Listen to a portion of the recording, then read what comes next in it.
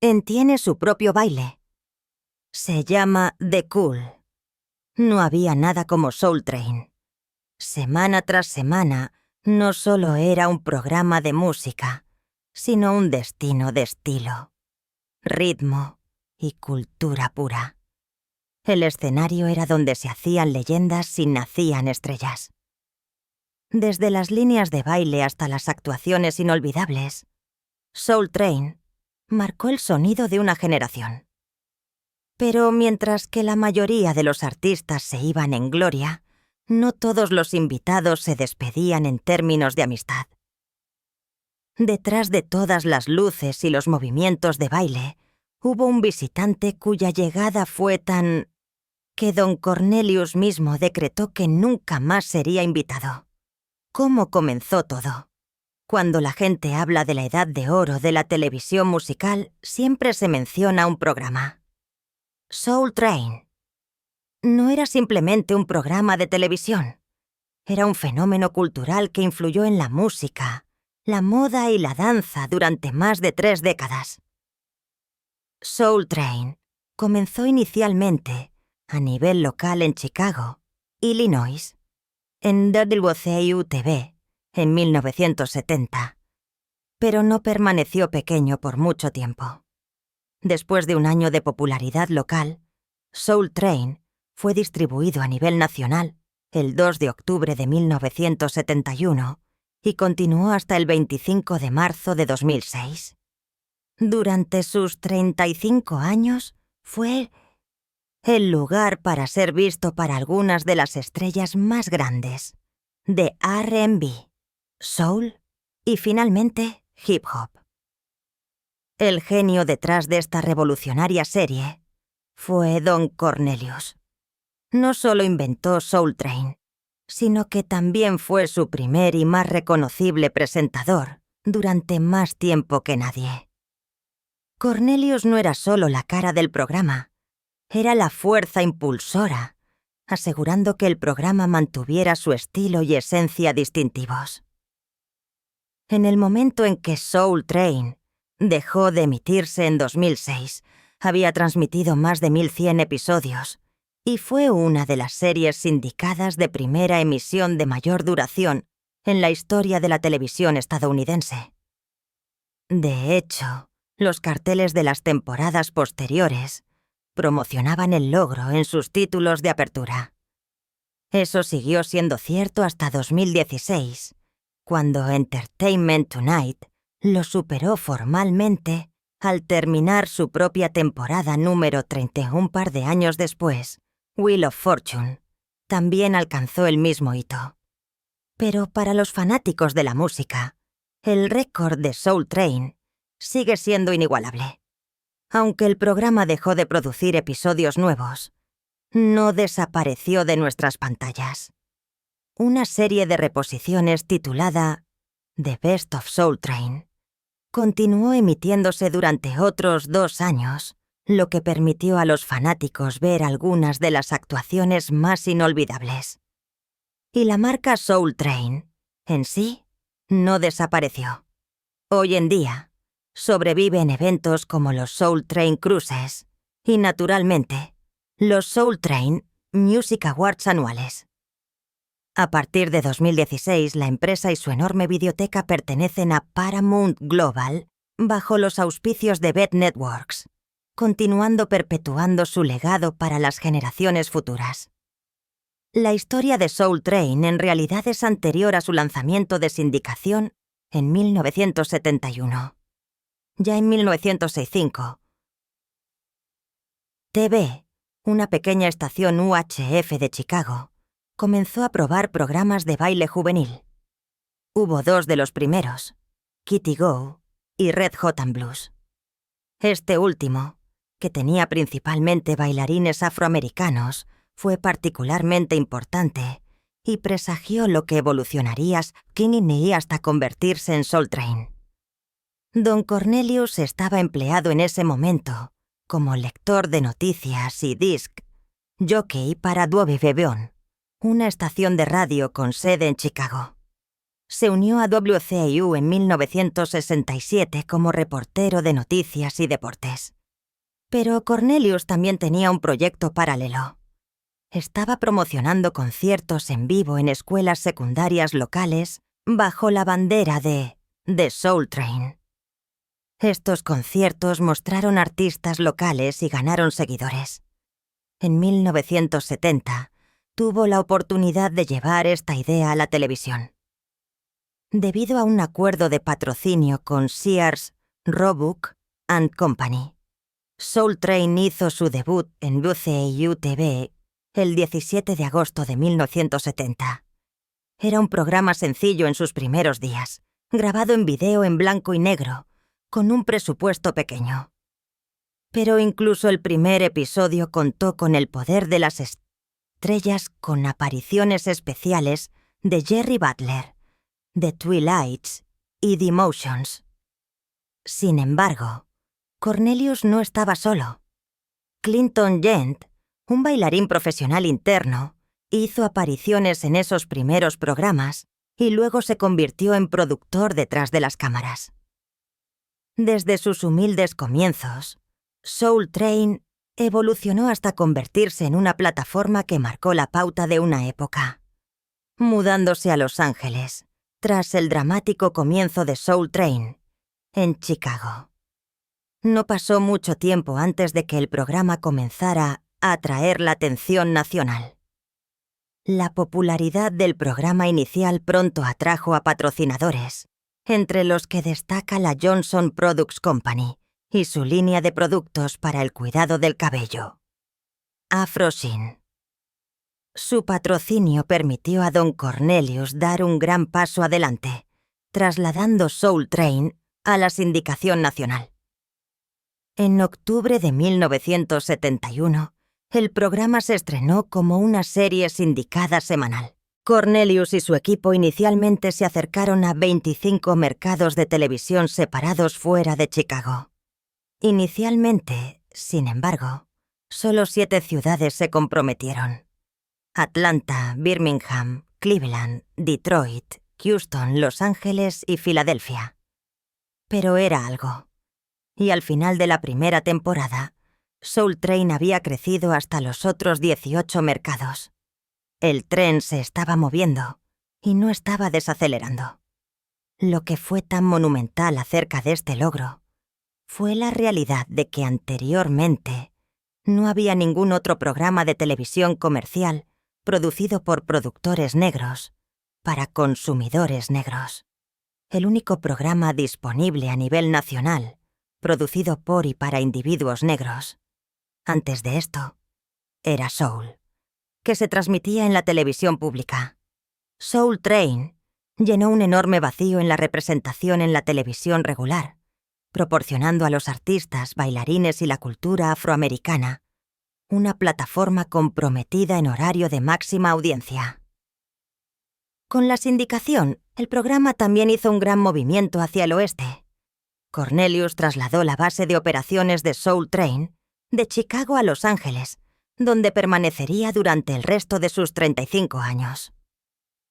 El movimiento no fue solo sobre geografía. Colocó el programa en el corazón de la industria del entretenimiento y le permitió crecer aún más. Curiosamente, Cornelius no cortó por completo los lazos con Chicago al principio. Durante algún tiempo, pudo presentar tanto la versión local original de Chicago como la nueva edición nacional de Los Ángeles. Más tarde, sin embargo, decidió concentrarse en el programa nacional con Clinton Gent, presentando la versión de Chicago. Gent presentó hasta 1976 y luego el mercado de Chicago tuvo que sobrevivir con repeticiones durante otros 3 años. La sindicación más tarde permitió a los espectadores de Chicago verlo en las estaciones locales, inicialmente en WBM-TV y más tarde en WNTV, a partir de 1987. El propio Don Cornelius fue la cara de Soul Train durante más de 2 décadas. Presentó cada programa desde 1970 hasta 1993 con una sola excepción. El comediante Richard Pryor sustituyó en el último programa de la temporada 4, en 1975. Sin embargo, ese fue un hecho inusual, ya que Cornelius era famoso por tener el programa firmemente bajo su control constante y elegante. En 1985, la serie hizo otro cambio significativo cuando Tribune Entertainment compró los derechos de sindicación. Con Tribune al mando, Soul Train sobrevivió y evolucionó junto con el mundo de la música. Desde el funk y el soul hasta el hip hop y el R&B, se mantuvo actual hasta su episodio final, del 25 de marzo de 2006. Desde sus humildes orígenes hasta el estrellato sindicado, Soul Train nunca fue simplemente un programa de música. Fue un fenómeno que introdujo la cultura negra al público televisivo de todo el país.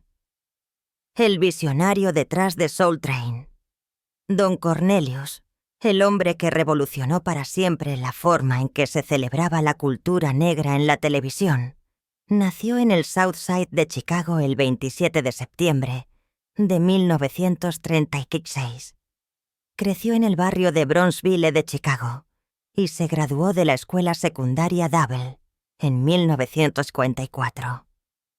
Poco después, se alistó en el Cuerpo de Marines de los Estados Unidos y sirvió durante 18 meses durante la Guerra de Corea. Cuando regresó a casa, ocupó una sucesión de empleos estables, vendiendo neumáticos, automóviles y seguros, e incluso fue policía de Chicago. Pero Cornelius tenía sueños que iban más allá de eso. En 1966, aunque estaba casado, tenía 2 hijos y solo $400 en el banco. Se arriesgó. Dejó su trabajo seguro y se inscribió en un curso de radiodifusión de 3 meses. Ese acto de audacia transformaría su vida para siempre. Su oportunidad inicial llegó con la radio WBON de Chicago, donde trabajó como reportero, locutor y disc jockey. Un año después, en 1967, comenzó a trabajar con la estación de televisión local WCIU-TV, donde presentó un programa de noticias, A Black's View of the News. Pero Cornelius había visto algo que faltaba en la televisión entonces. Incluso con el movimiento por los derechos civiles exigiendo un cambio, apenas había vías disponibles para los artistas o la cultura afroamericana en la televisión convencional. Teniendo esto en cuenta, Cornelius produjo Soul Train en 1970.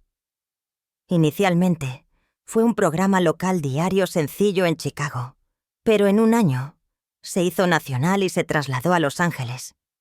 El primer episodio sindicado a nivel nacional en 1971 incluyó a Eddie Kendricks, Gladys Knight y The Pips, Bobby Hatton y Honeycomb.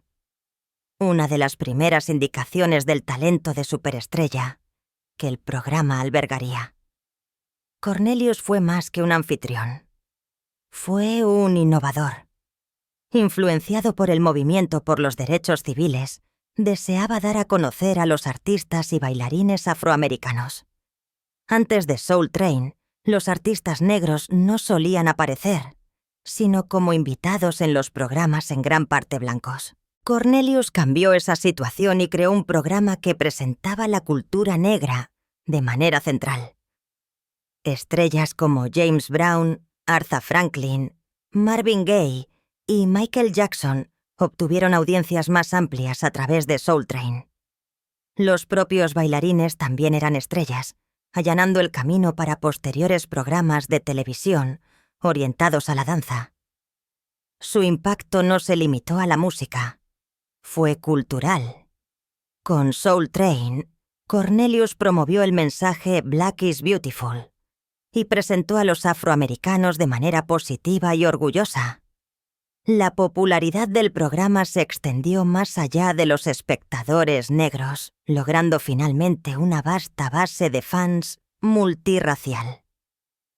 Spike Lee una vez se refirió al programa como una cápsula del tiempo de música urbana, y el propio Cornelius lo describió mejor así. Teníamos un programa al que los niños gravitaban. Cornelius también ganó fama, no solo por su voz suave y su comportamiento autoritario, sino también por su despedida característica. Y puedes apostar tu último dinero. Todo va a ser un colocón total, cariño. Soy don Cornelius, y como siempre al despedirme, les deseamos amor, paz y alma. Incluso cuando se retiró, el término se mantuvo en uso hasta la última temporada del programa en 2006. Aparte de Soul Train, Cornelius actuó por su cuenta. Interpretó al productor discográfico Mo Foose en la película de 1988 Tapeheads y actuó como él mismo en el falso documental de Bruce Willis de 1987, The Return of Bruno. Su última aparición en televisión fue en un episodio de Unsung que presentaba a Full Force, y se emitió 2 días antes de su muerte. Don Cornelius dejó más que un programa de televisión atrás. Construyó una institución cultural que transformó el entretenimiento estadounidense para siempre. Los problemas legales y las acusaciones de Don Cornelius. Aunque Don Cornelius es mejor recordado como el visionario de Soul Train, su vida posterior se vio empañada por graves problemas legales y acusaciones espantosas que proporcionaron una página sombría a su existencia. En octubre de 2008, Cornelius fue arrestado en su residencia de Los Ángeles, en Mulholland Drive, por un cargo de delito grave de violencia doméstica. Los informes policiales indicaron que el altercado fue con su ex-esposa, la modelo rusa, Victoria Avila Cornelius, Victoria Chapman. Fue liberado bajo fianza poco tiempo después del arresto, pero el caso permaneció en la corte. Cornelius fue formalmente acusado de abuso conyugal y de intentar evitar que un testigo hiciera un informe policial en noviembre de 2008. Un mes después, en diciembre, se declaró no culpable, indicando que iba a impugnar los cargos. Sin embargo, el tribunal no se lo tomó a la ligera. Victoria Ayla Cornelius, Jessica ya había obtenido 2 órdenes de restricción en su contra, lo que hacía legalmente imposible que Cornelius se acercara a ella. Luego, en marzo de 2009, Cornelius cambió de estrategia. Retiró su declaración anterior y, en cambio, presentó una declaración de no contest. Esto indicó que no estaba declarando culpabilidad, pero no estaba disputando los cargos. En consecuencia, el tribunal lo sentenció a 36 meses de libertad condicional. Para un hombre que se había ganado la vida haciendo feliz a la gente y uniendo a la gente con la música, estos hechos proyectaron una sombra muy inquietante sobre su imagen pública. Las cosas se volvieron aún más complicadas años después de su muerte cuando surgieron nuevas acusaciones. En 2022, la miniserie documental de Anne Secrets of Playboy presentó afirmaciones impactantes sobre Cornelius. 2 ex conejitas de Playboy lo acusaron de agredirlas sexualmente en la década de 1970. Según sus relatos, habían sido llevadas a la casa de Cornelius, donde supuestamente fueron encerradas en habitaciones separadas durante 3 días, atadas, drogadas y agredidas. Los cargos presentaban una imagen espantosa que estaba muy lejos de la imagen suave y brillante que Cornelius había presentado en la televisión. Estas acusaciones avivaron las llamas y reabrieron los debates sobre los aspectos más oscuros de la cultura de las celebridades durante ese tiempo. Pero Cornelius no estaba cerca para responder o defenderse. Su hijo, Tony Cornelius, actuó rápido, descartando las acusaciones como una historia increíble sin pruebas reales. Tony sostuvo que no había evidencia tangible para probar acusaciones tan graves, y la mayoría de los partidarios de Cornelius también cuestionaron la oportunidad y la credibilidad de las acusaciones. Aún así, sin embargo, para muchos espectadores, la película obligó a un examen del legado de Cornelius. Incluso cuando Soul Train sigue siendo un icono cultural inexpugnable, los escándalos al final de su vida colorean la forma en que la historia lo recuerda. Sus problemas legales en 2008 y las impactantes acusaciones hechas años después demuestran la compleja espada de doble filo de un hombre que ha dado al mundo música, estilo y alegría, pero que también tenía secretos y sombras que no se han resuelto por completo. Los últimos años y el final de Soul Train. Después de más de 2 décadas como presentador de Soul Train, Don Cornelius se retiró de la presentación en 1993. En ese momento, había dirigido el programa a través de 22 temporadas clásicas. Aunque ya no estaba frente a la cámara, Cornelius seguía siendo la fuerza creativa detrás del programa, guiándolo y asegurando que continuara por el camino que había establecido desde el principio. Con la partida de Cornelius como presentador, el programa se embarcó en un nuevo capítulo. Inicialmente, Soul Train tuvo presentadores famosos invitados que lo mantuvieron en marcha. Más tarde, en 1997, el comediante Maestro Clark se convirtió en el presentador oficial, aportando un ambiente animado y descarado al programa. Algún tiempo después, en 2000, el actor Shemar Moore, quien se convertiría en un nombre familiar con sus actuaciones en Criminal Minds y SW8, asumió las funciones de presentador. Su encanto suave y popularidad infundieron a Soul Train un impulso entre los espectadores más jóvenes. Cuando Moore se fue en 2003, el actor Dorian Gregory lo reemplazó como presentador, permaneciendo hasta la última temporada del programa en 2006. Lamentablemente, a principios de la década de 2000, Soul Train estaba teniendo dificultades. La televisión estaba evolucionando y la competencia era más intensa que nunca.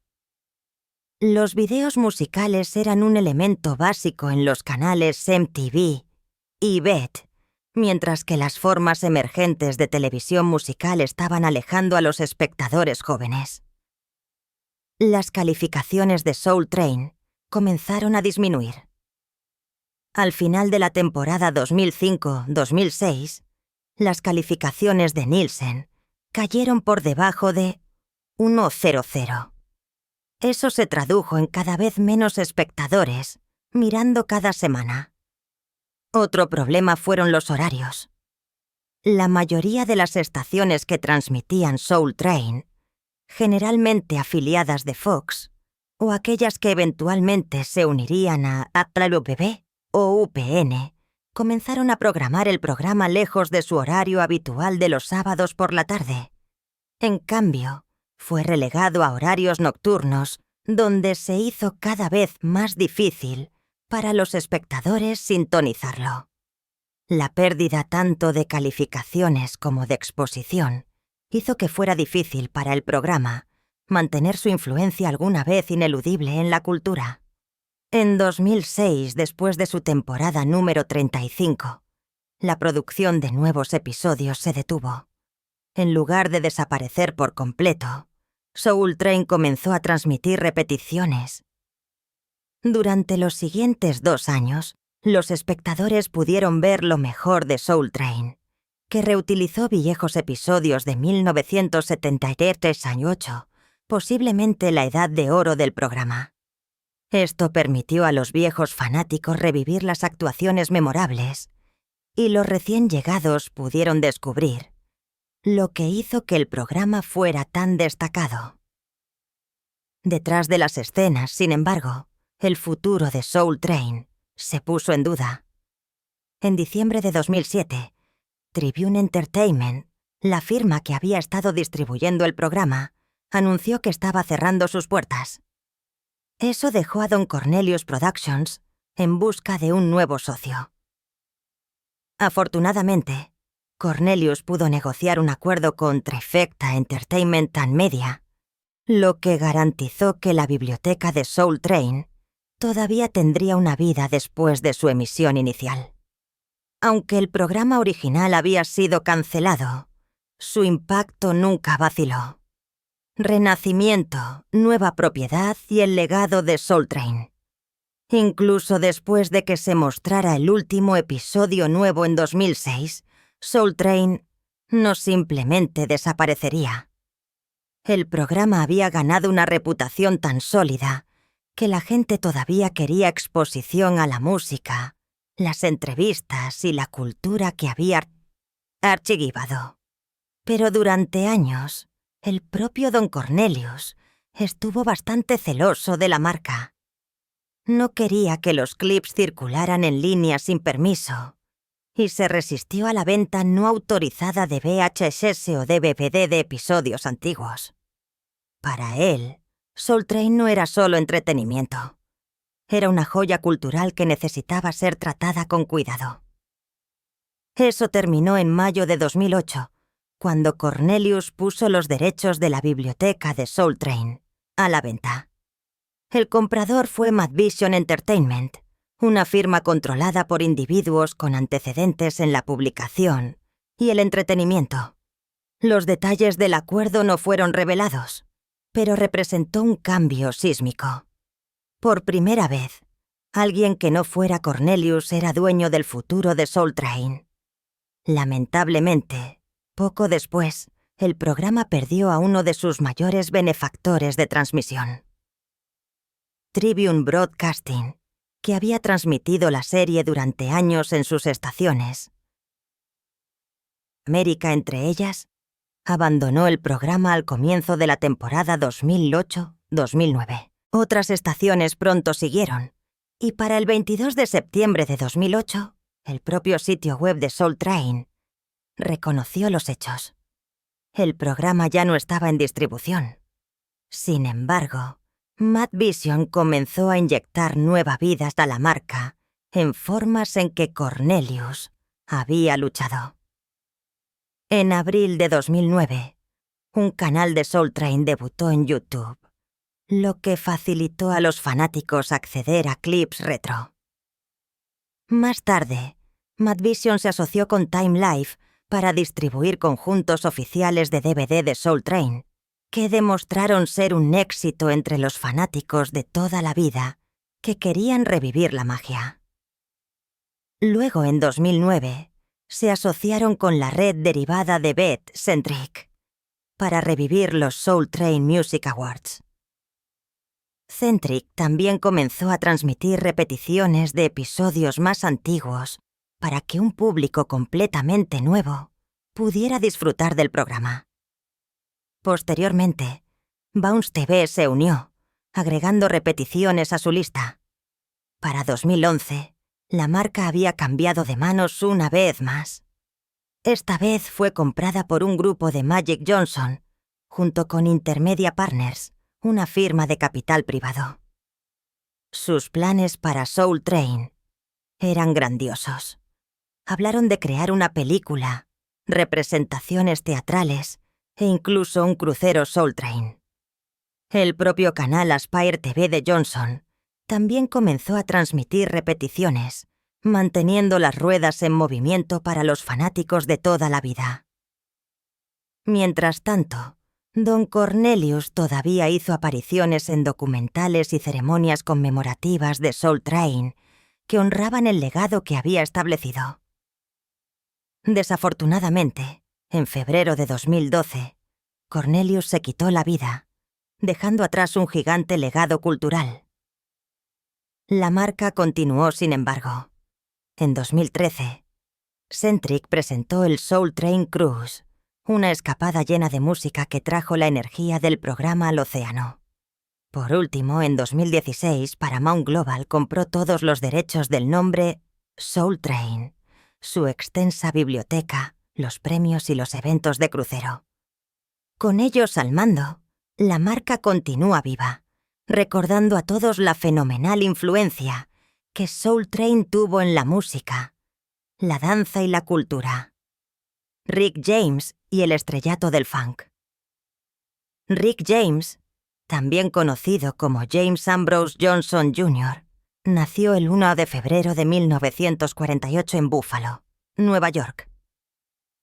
Fue criado en un ambiente duro pero musical. Su padre lo abandonó a la edad de 10 años. Así que su madre, Mabel, cuidó de 8 hijos mientras trabajaba como limpiadora durante el día y operaba un juego de números para la mafia local por la noche. A pesar de las dificultades, el joven James desarrolló una pasión temprana por la música en el coro de la iglesia y en las calles de Buffalo. En su adolescencia, James estaba inquieto. En 1964, huyó a Toronto para escapar de la Marina de los I.U., adoptando el nombre de Ricky James Matthews. Allí formó los Menina Birds, un grupo que mezclaba soul, rock y folk. La banda incluía futuras estrellas como Neil Young y Bruce Palmer, e incluso firmaron con Motown. Pero cuando Motown descubrió el estado de fugitivo de James, su carrera hizo una pausa. Después de haber cumplido su tiempo en una cárcel de la Marina, James regresó a la música con una nueva determinación.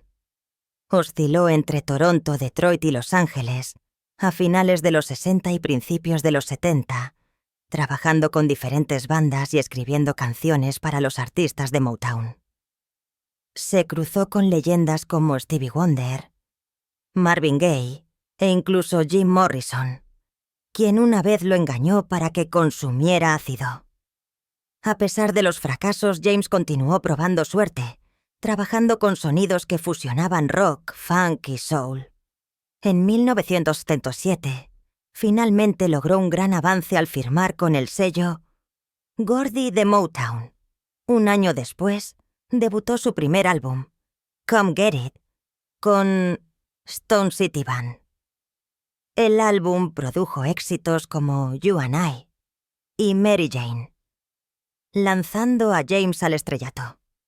Durante los años siguientes, álbumes como Street Songs de 1981 produjeron clásicos como Super Freak y Give It to Me Baby, que vendieron millones de copias a nivel mundial. La personalidad extravagante de James en el escenario, su entusiasmo ardiente y su vida sexual audaz lo hicieron famoso y un pararrayos para la controversia. MTV incluso rechazó Super Freak inicialmente, considerándolo demasiado obsceno. Sin embargo, Rick James había establecido su propio nicho. Funky, intrépido e inolvidable. Don Cornelius confronta a Rick James en Soul Train. Uno de los momentos más perdurables y cargados en la historia de Soul Train ocurrió en octubre de 1980, cuando Rick James llevó su calor funk rebelde al escenario y se puso del lado malo del anfitrión, Don Cornelius. Rick James, infame por sus actuaciones exageradas, comenzó a interactuar directamente con la audiencia durante su actuación, saliendo del escenario, involucrándose íntimamente y básicamente aumentando el caos. Mientras tanto, detrás de la cámara, Cornelius estaba observando todo lo que sucedía. Con ese comportamiento característico tranquilo pero autoritario, Cornelius finalmente pudo intervenir en la actuación y detenerla firmemente, pronunciando la línea que se convirtió en legendaria en un instante. Esto no es Bandstand. Ese breve momento, por pequeño que haya sido, fue parte de un drama mayor. Cornelius nunca soltó las riendas apretadas sobre el aspecto suave basado en el estudio de Soul Train. Le gustaba el orden, los bailarines en orden, los artistas haciendo rutinas suaves y disciplinadas, en lugar de la actuación suelta y cruda de Rick James. La línea del anfitrión fue tanto un recordatorio de su autoridad como una repudiación de la forma de actuación suelta e indisciplinada de Rick. Esta tensión describió maravillosamente el conflicto entre Rick James, el provocador del funk rebelde, y Don Cornelius, el fideicomisario de la visión constante de Soul Train. No fue tanto una actuación que se había salido de control. Se convirtió en emblemático de una división estilística y cultural. El ambiente descarado y excesivamente sexualizado de Rick era precisamente lo que atraía al público, pero también chocaba con la concepción de profesionalismo y decoro de Cornelius para la televisión afroamericana. A pesar de la tensión, Rick James solo estuvo en Soul Train una vez. Esa volátil actuación se recuerda hoy no como un voto roto o una prohibición filmada, sino como un punto de inflamación brillante. El punto donde la disciplina del programa cruzó la energía cruda que es indómita del funk. Mirando hacia atrás en la vida de Don Cornelius, es difícil no notar los marcados contrastes que definieron su viaje. Por un lado, fue un pionero que remodeló la televisión estadounidense y llevó la música y la cultura negras a la corriente principal. Por otro, sus últimos años estuvieron nublados por luchas personales, acusaciones preocupantes y un trágico final. Esta dualidad deja a la gente con sentimientos encontrados, celebrando al gigante cultural mientras cuestiona al hombre detrás de la leyenda. Lo que más destaca es cuánto impactó su trabajo en la vida de los demás. Soul Train no era solo entretenimiento. Era un movimiento. Les dio a los artistas, bailarines y audiencias negros una sensación de visibilidad y orgullo, en un momento en que los principales medios de comunicación a menudo los pasaban por alto. Cornelius logró construir una plataforma que era a la vez alegre y revolucionaria. Incluso décadas después, la influencia de Soul Train todavía se puede sentir en videos musicales, programas de premios y concursos de baile en todo el mundo. Se convirtió en más que un programa de televisión. Era un referente cultural. Sin embargo, por poderosa que fuera su personalidad pública, la vida personal de Cornelius pinta una imagen muy diferente. La fama trajo atención y riqueza, pero también expuso las batallas privadas que llevaba en silencio, ya fueran problemas legales, problemas de salud, o las acusaciones más oscuras que surgieron años después. Estas partes de su historia nos recuerdan que detrás de la voz pulida y la presencia carismática se encontraba un hombre con defectos y vulnerabilidades. Este contraste entre la gloria pública y la lucha privada nos obliga a pensar en la complejidad del legado. ¿Pueden las contribuciones de alguien a la cultura superar la controversia que les sigue? ¿O las sombras cambian por completo la forma en que lo recordamos? Para Don Cornelius, tal vez la verdad se encuentre en algún punto intermedio. Su trabajo siempre seguirá siendo un hito en la historia de la televisión, pero las preguntas sobre sus elecciones personales dejan espacio para una reflexión incómoda. Al final, la vida de Cornelius refleja la complicada realidad de muchos íconos culturales. Brillante, innovador, pero también profundamente humano. Su historia nos recuerda que la grandeza a menudo viene con contradicciones. Si bien la gente seguirá debatiendo su legado, lo que no se puede negar es el poderoso impacto que tuvo Soul Train y la forma en que todavía resuena en la música, la moda y la danza en la actualidad. Eso es todo por el video de hoy. La historia de Don Cornelius es una de triunfo y controversia, que nos muestra cuán compleja puede ser la vida detrás del centro de atención. Si te gustó esto, no olvides darle me gusta, suscribirte y activar las notificaciones para obtener más historias no contadas de personalidades icónicas. Gracias por mirar y estad atentos para más.